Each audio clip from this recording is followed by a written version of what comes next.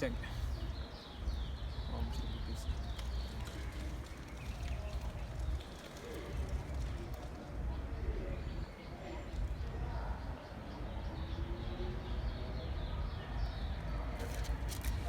let me just welcome everyone who is watching us right now at this preaching live streaming. Okay, let me introduce myself. My name is Prophet T. Madungwe from Remnant Desire of All Nations, based in Harare, the capital city of Zimbabwe. Today we are going to have a live preaching or live streaming here on the TV. So we shall be together for the next few minutes or some more minutes. But let me preach today. I know many people they are eagerly want to see me preaching or hear how I preach, but today this is the chance for that. So let me begin the preaching without wasting much of your time. But let me just pray. Let me give a prayer first, then we started the preaching. Let us just bow down our heads as I'm going to pray. Father, in the name of Jesus Christ, I pray. My Father, my Father, my Father, my Father, my Father, I surrender, Father, this time, Father, unto Thee. Father, be with us, Father, as I'm going to preach. No matter vana venyu Mwari ngavakwanise kuzvinzwisisa, vakwanise kugamuchira shoko renyu Mwari, rikwanise kuchinja upenyu hwavo, Father. May the word, Father, transform them, Father, and change their life, Father.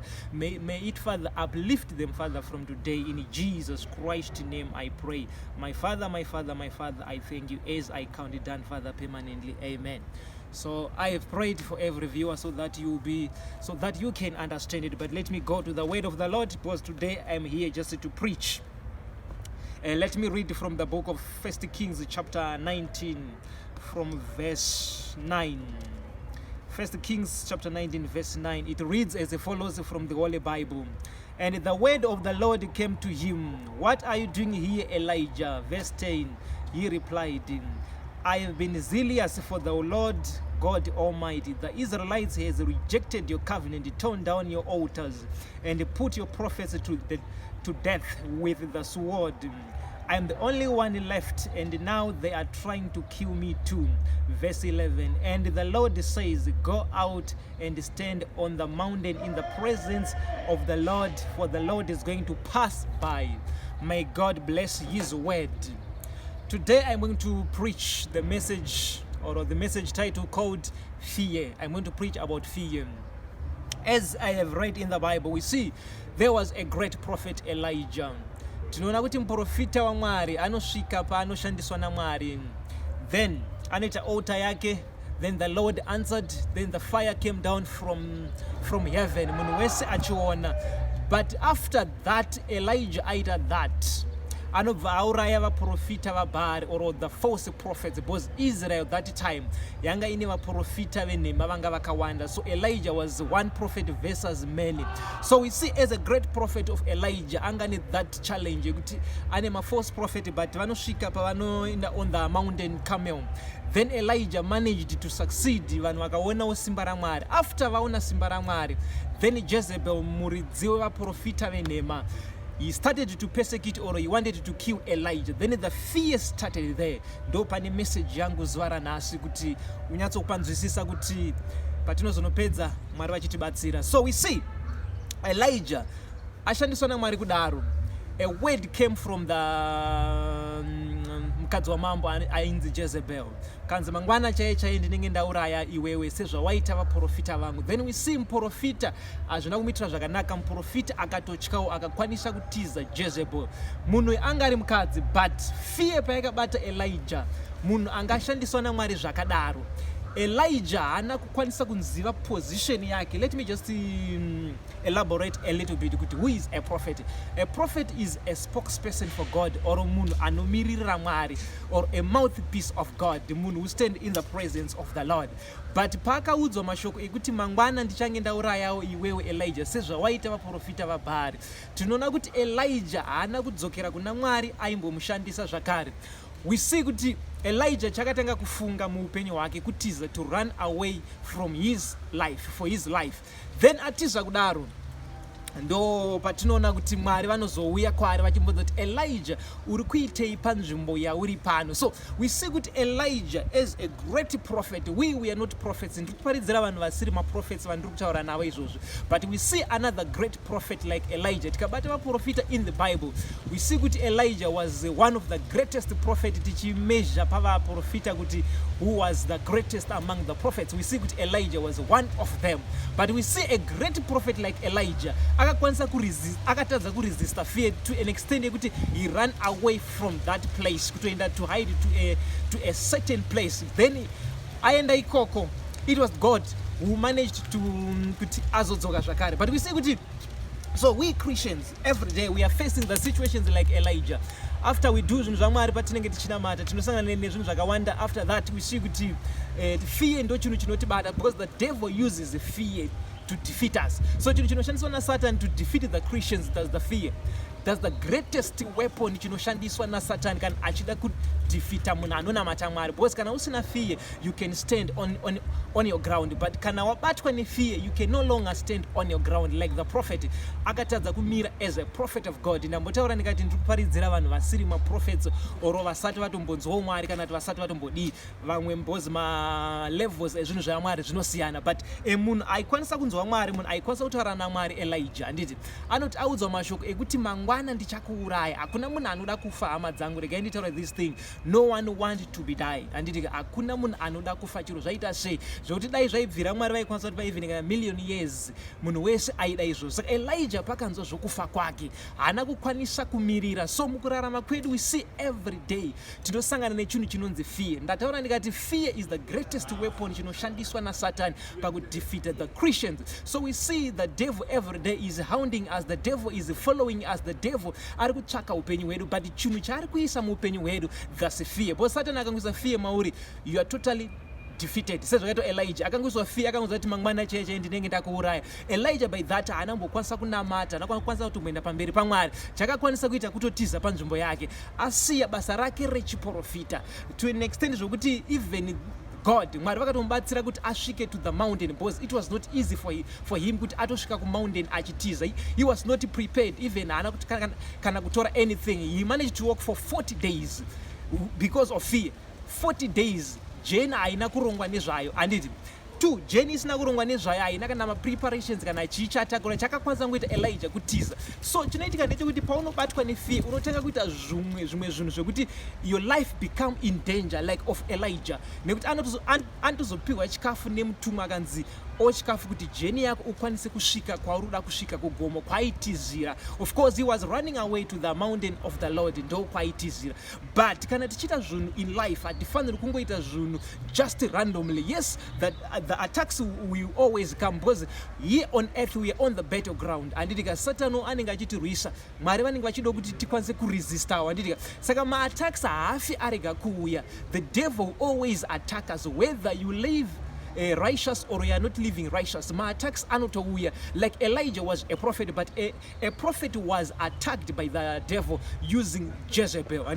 But after that attack, chicha akaita Elijah akabva atanga kutya ndokubva atanga kutiza. So we see kuti isusu every day we face all those persecutions. Like me, I know vanhu vazhinji ndinondiziva, I face a lot of persecution, but chinozodiwa at the end handifaniri kunge ndine fear. So even newe munhu wandiri kutaurira nhasi, to the one I am preaching today, ndoda kuti usare uri munhu asina fear whatever you face, because vanhu vane tendency yekuti kana vachinamata in life kana kuti vanhu mukurarama vanofungidzira kuti kana vakunamata havachasangani nema-attacks, havachasangani nema-problems, but hakuna zvinhu zvakadaro. As long if you're on earth, ma-problems anotosanganikwa nawo 1, ma-situations anotosanganikwa nawo 2, ma-persecutions anotosanganikwa nawo, because even here Jesus Christ was being persecuted. Even the great prophet Elijah, whom I'm preaching today, akabatwa nefear, he was also persecuted. So persecution or ma-attacks hazvina basa kuti uri ani muchechi, whether you're a prophet, a leader, you're a mother, you are a Holy Spirit person, or uri munhu akazodzwa nemweya waMwari, or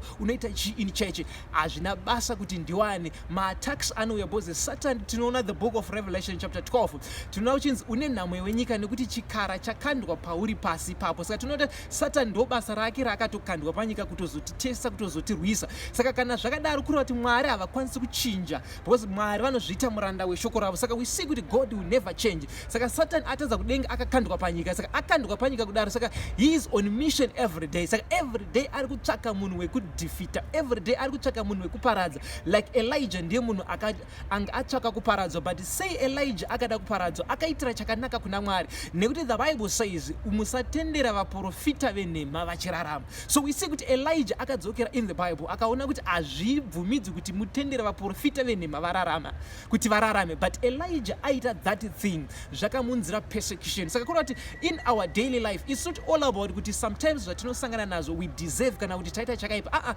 Munhu anotoita chakanaka ndiye anotoita brought in temptations, brought in my problems or my persecutions from the devil. Elijah auraya vaprofita vaBhaari, handitika vanga vasiri vaprofita vaMwari vaisatodiwa naMwari panzvimbo iyo, but aita chinhu chakadaro akasvika pakuda kutourawa kuita sokuti aita chinhu chakaipa, but aita chinhu chakanaka. Saka kuita chinhu chakanaka we see kuti chinotoita kuti sometimes uve in danger, but chinodiwa ndechekuti reaction yako after that thing chinoita. I know as Christians every day tinoitira Mwari zvinhu zvakanaka. Sometimes you fast maybe 40 days, after what you fast zvako zvoita waste, maybe you're praying for your marriage, maybe you're praying for your children, maybe you're praying for your husband kuti asaita ma small hours, but we see kuti panotoita ma fastings acho uchitopedza ndopanotanga kutoita zveufeve zviri more than zvaitoita zvokutoti unotozoti ko chii chandandakafastira, but ndo zvazvinoita. Paunoita chakanaka zvinotounza Satan in your life, it brings the devil to fight you more.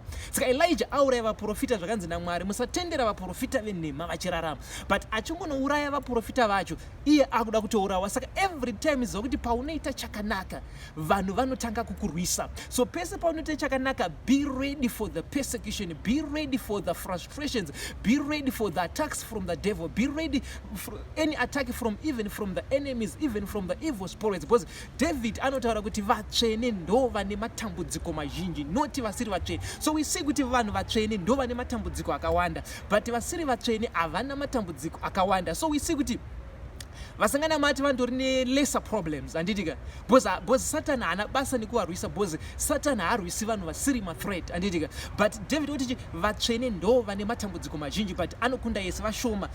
Vasiri vatsvene vane matambudziko mashoma, handiti, but havakwanisi kukunda ese, handiti, but vatsvene ndo vane matambudziko mazhinji, handiti, but vane matambudziko mazhinji. The Bible indicates that vanomakunda, they overcome all of their problems, handitika. So we see kuti as Elijah asangana nenyaya kuti ari kurwiswa kuti sei aitira chinhu chakanaka kuna Mwari. Ndataura ndikati vamwe munoitira Mwari zvakanaka every day, munofasta, munoita zvakawanda, munoita zvipi, but at the end zvinhu zvenyu zviri kutoita wese muupenyu, handitika, but the reason ndeyekuti Satan ari kuda kustopa chakanaka chamuri kuita kana kuti vanhu musanamata. Sezvo ndataura ndikati mutsvene ndiye ane matambudziko mazhinji. The reason why tichifesa maproblems akawanda sevatsvene inyaya yekuti the devil haasi kuda kuti vanhu tinamate. The devil wandi kuti tese iye already the devil is qualified for heaven, is qualified for hell, and we know kuti Satan akadzingwa kudenga asisina nzvimbo yake kudenga, nzvimbo yake it's hell, angomirira moto, and saka haasi kuda kuenda ega, and saka anototsvaka vanotraya kuti aende navo. Saka kuti aende navo anounza ma-problems, anounza zvakawanda, anounza ma-persecution. Saka chinodiwa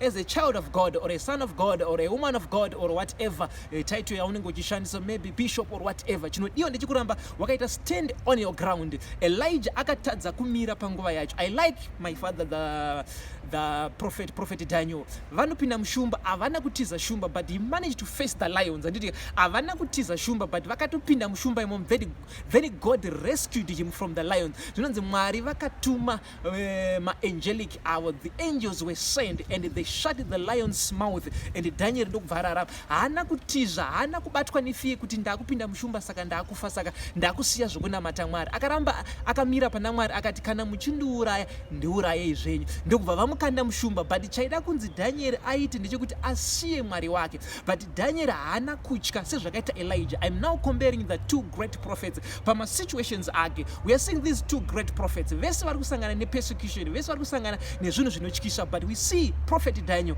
havana kutya shumba. Shumba chinhu chinotyisa, and yanga isiri shumba 1. There were plenty dzakawanda nditika, but Daniel haana kutya shumba dzacho, but Elijah akatya Jezebel. So as Christians azvire kuti tikanamata ma situations achauyi kana kuti achasangana nezvimwe zvinhu zvakawanda. Ndataura ndikati mutsveni ane matambudziko mazhinji nditika, but chinodiwa we need to stand like Daniel. Hatifaniri kutiza sezvakaita Elijah akatotiza and akataura mukadzi anditika. Sometimes kana wavhundutsirwa unovhundutsirwa zviri very powerful zvokuti wega unoona kuti panapa I am almost ndapedyo nekufa. Ndataura ndikati hakuna munhu anoda kufa chero zvaita sei, chero munhu akarwara zvinengei anoti dai ndararama chete, dai ndambochengeta vana vangu, dai ndamboramba ndiri panyika ndichirarama nditika. But po pane panotaura achiti kufa even kupfuma nditika, kufa kutopfuma nokuti unenge uchienda to heaven, but ukafa usiri muna Mwari it's straight hell, unenge uchienda kumoto nditika. Saka now the devil every day ari kuisa fear matiri muvanhu vedu. Let's say like girls anditika, musikana anoiswa fear kuti anobva ati varume kwava vachawani kumazuva ano kusisina varume vanoroora nditika. Saka anenge audzwa neumwe munhu anomuudza kuti hakuna varume vanoroora mazuva ano, hakuna varume vari straight iko zvino, kana kuti hakuna murume asingahuri, varume vese vanohura anditi. At the end anditika munhu iye aiswa fear by the people, but chii chaitika munhu iye ashandiswa nasatan akauya, but he is the agent of the devil anditi. Saka unenge wakungoti hakuna varume vanoroora, handifungi ndikamwana varume vese vanenge vachikuita zvekuhura anditika. At the end wakurarama une fear instead, but variko varume vanoroora iko zvino, variko varume vasingatomboiti musikanzo, vasingatomboiti zvechihura anditika. But iwewe hakusi kuti wazviudzwa naMwari, because havasi Mwari vanenge vataura zvinhu zvakadaro. So pese panouya nemunhu in your life, ukaona munhu achisa fear in your life, ita sezvakaita Jesu. Peter anoti achifamba naJesu, Jesu anoti ndirikuda, anoti mazuva angu ava pedyo ekuti ndizoroverwa anditika. Then Peter akati mambo hamusi kuzofa ndiri pano. Then Jesu anoti get behind me the devil, achireva Peter. Jesu ari kuti kuna Peter, listen me very clearly here anditi, ari kuti get behind me the devil, achireva kuna Peter. But chaiti Satan kuna Peter chii? Aisareva kuti Peter ndi Satan, but aingoreva kuti the mind yabata Peter haisi mind yaMwari, because it's not supporting anditika, it's not supporting zviri kufanira kusangana naJesu anditika. Saka it was the devil. So in life chese chinouya, Elijah aifanira kuona kuti this threat it's not from God, or it's not from person ane mind yaMwari, but munhu ane mind ya Satan anditi, arikuda kuuraya a prophet anditika. Whenever you see someone achida kuattack a prophet, that person is not from God anditika. Saka Elijah chaifanira kuita it's resisting anditika. Saka fear vanhu ndo yatiri kuiswa in our life, like in Zimbabwe iko zvino takapfuura time that during the election time anditika, umwe munhu akatodza kuti maybe the government yakapinda zvinhu zvichaita. So vanhu vari kupiswa fear in that. It's not all about kuti which government which is ruling or what anditika. Upenyu hwako huri mumaoko aMwari anditika. Those kunonzi vanorarama nefaith anditika, not by sight. Isu tinorarama nefaith. Saka we are seeing these people after the elections, munhu wese ari kuiswa fear in life na Satan nevanhu vanenge vachiuya vachiti zvinhu zvatooma muZimbabwe, zvinhu hazvichafamba anditika. Saka everyday Christian tanguti zvinhu hazvichafambi. Saka at the end it's now affecting us anditika. Ndataura ndikati Elijah akatiza akaenda kugomo zvokuti akazopiwa chikafu nemutumwa achifamba zvokuti aifanira kutofa asati asvika, because anga asina kana chekudya anditika. But chakaitika inyaya yekuti fear ndiyo chinhu chakamubata anditi. Saka now we need to control fear. We need to be very careful kuti ndiani ari kuti watiri kutaura naye, ndiani munhu watiri kumingla naye every day, because some of the people they are not coming to encourage us, but they are coming as a downfall to us. Vari kuda kutipulira down pane zvatinoita. We know vamwe tinopatina kumachurches tinobatsira basa raMwari, tinobvisa matithes edu anditika. Wabvisa tithe paya anditika, unonzwa umwe munhu achiti kuisa mari kuimba yaMwari hazvina zvazvinotipa, hazvina zvazvinokubenefita anditika, zvokuti wapedza kudaro kuti hapana zvandaita, handida kushandira Mwari anditika. But that person is not from God anditika. So then the Lord, Elijah atiza kudaro, I like the God, Mwari havatisiyi even tikatya. Elijah muprofita atiza kudaro, Mwari havana kusiya muprofita wavo anditika.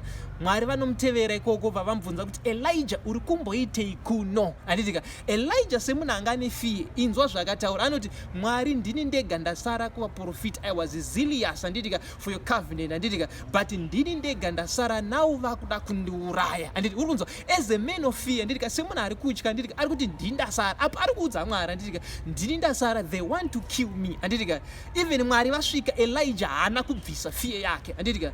So we see with Elijah, arututaura naMwari kuti uri kuitei anditika instead yekuti Elijah aichita calming down fear yake ichibva fear yakangoramba yakambata anditika saka every day vanhu tikurarama nefear anditika. The Bible says chaunotya ndo chinokuwira muupenyu hwako anditika. So chaunotya iwewe sometimes ndo chinouya muupenyu hwako anditika. Saka kurati fear chinhu chisingatombodiwi. Saka fear ndataura ndikati ndo chinhu chinoshandiswa naSatan in our life. Saka Elijah instead yekuti achisimba ava pana Mwari haana kusimba. So we are seeing isusu tiri pamberi paMwari daily tinonamata tinoita maprayers tinoita zvakawanda nditi but tiri pamberi paMwari kudaro nditi hatisi strong anditika tiri vanhu vanenge vachingochema like Elijah he's complaining to God anditika ndinowanza kutaura kuti inini nguva dzese complaining does not help anything anditika kuchema hakuna zvakunobatsira even usina chekudya even zvinhu zvako zvisiri kufamba marriage yaramba zvichidaya anditika kana wapinda pamberi paMwari in prayer chinodiwa chitombonamata anditika chitombosiya zviri kuitika.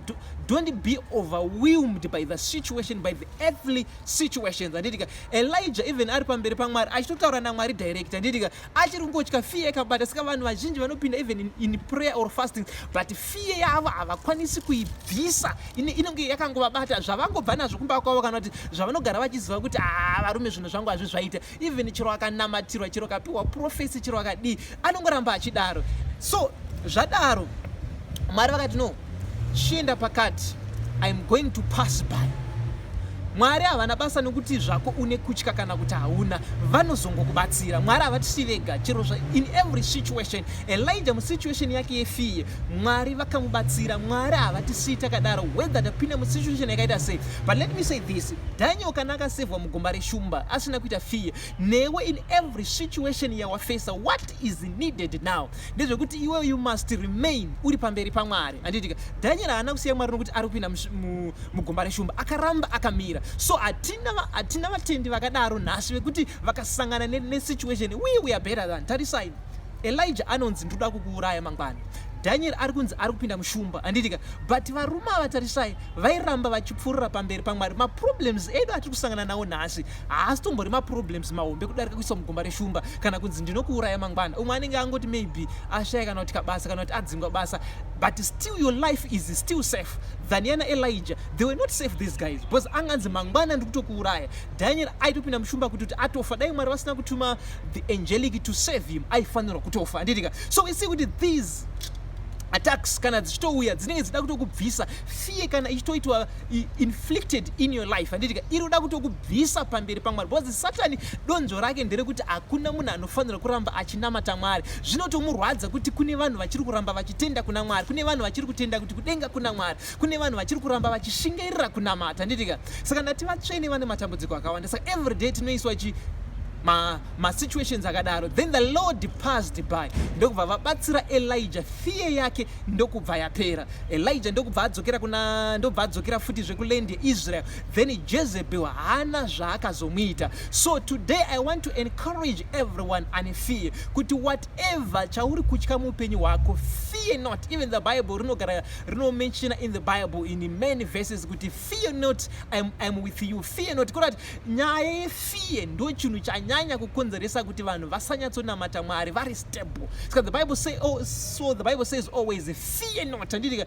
Bible rinototi tisatya anditika because rinotoziva kuti vanhu vanototya. Ndataura ndikati Elijah was a great prophet, munhu aitaura naMwari, munhu ainzwa Mwari, munhu wokuti aiti moto wakabva kudenga ukauya ukakwanisa kuita pasacrifice vanhu vakaziva kuti kudenga kuna Mwari anditi. But munhu iye akakwanisa kubatwa nefear. So fear haina basa kuti uri mufundisi kana kuti uri mwana wesangano kana kuti wava nemakore akaita sei uri muchechi. Fear inogona kutokubata. Even my great prophets aitobatwawo nayo anditika. So we want to remove fear in our life. Ukaona une fear hauna chaunoita muupenyu. Munhu ane fear haana chaanoita. Zvakafanana nebhora. Let me just give an example like in soccer. In soccer vanowanza kutaura kuti kana uchipinda mbhora usatya because mukagara mangovhunduka chete hakuna kwamuchaenda. Even mukatarisa Israel pane pakatumwa the spies anditi kuti vanoshora the land anditi we see pane varume vasina kubatwa nefiye vakaita the likes of Joshua and Caleb anditi vanodzoka vachiti mwari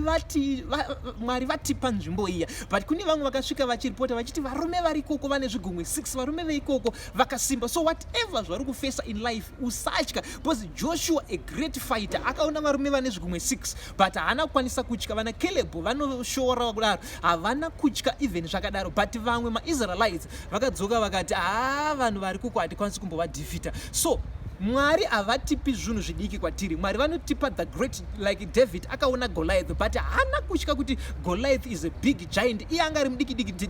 David anga ari munhu angane kamuviri ka small kamuviri anditika, but ane ka small kamuviri kako anditika, akakwanisa kumecha the great Goliath anditika. Haana kutya Goliath kuti zvino this great Goliath ndoita sei na Goliath anditika, akanyatsomira akafighta, Mwari vakamubatsira. So Mwari vanobatsira vanhu vasina fiye.